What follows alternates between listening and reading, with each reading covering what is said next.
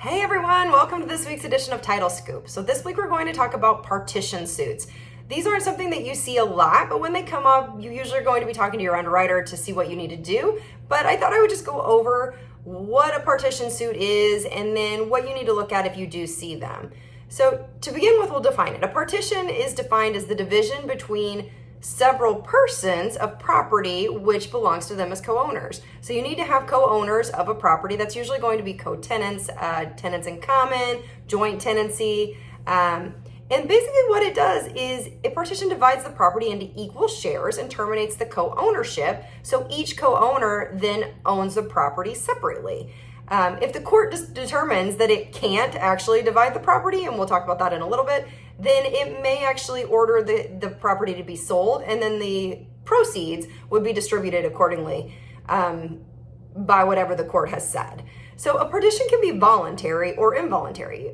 So a voluntary would be more like, hey, we own this property together and we've come to an agreement on what we're going to do with it. In that case, you don't really need the court involved. But if you have one party who has a disagreement and maybe they are not sure what to do with it or they're disagreeing, they could file a partition suit, in which case the court could come down with a judicial order on what they're going to do with the property. Now there's two types of partition. There's a partition in kind, and that would be something like my brother and I inherited 80 acres from my parents when they passed away, and we can't agree with what to do with it. Maybe one of us wants to sell and one of us wants to build on it. Maybe we have different uses we want to do on it. Maybe one of us wants to build a warehouse and one wants to develop single family residential, in which case we might go to court and have the court determine who gets what piece of land. And in some cases like that, maybe I'll get 40 acres and he'll get 40 acres.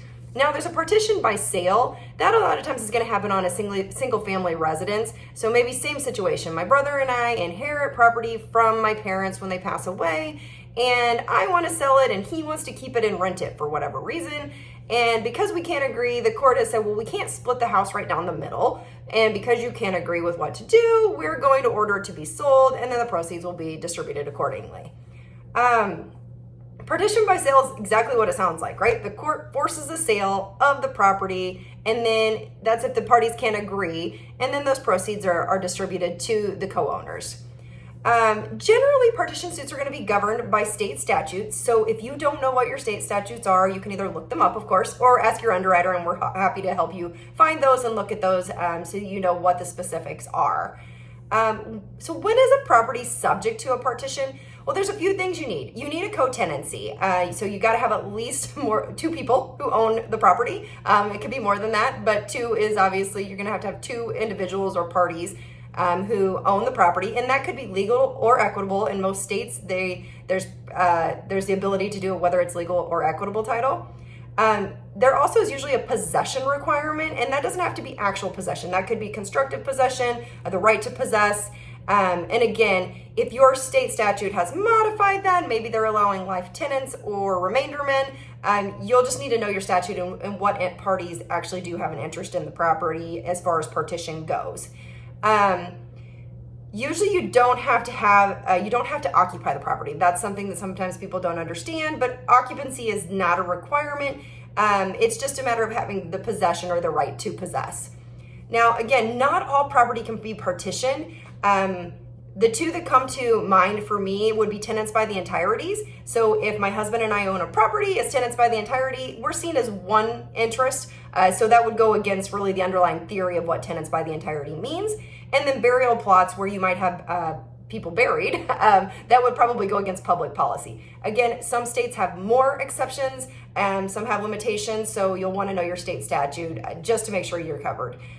So if you see a partition suit, whether you see a lis pendens or maybe you see a partition deed or an order recorded on your property, there's some things really the biggest thing you're going to want to look at is you want to make sure that all the parties of interest that are required by statute were given the ability and the notice required by statute to answer into this case, and they were actually accounted for. As you guys know, with most real estate cases, if the necessary parties aren't named, that's a good way to get the order voided. So that's what you really want to make sure you're looking at. Make sure that the right property is accounted for, the right parties, and that the notice was proper.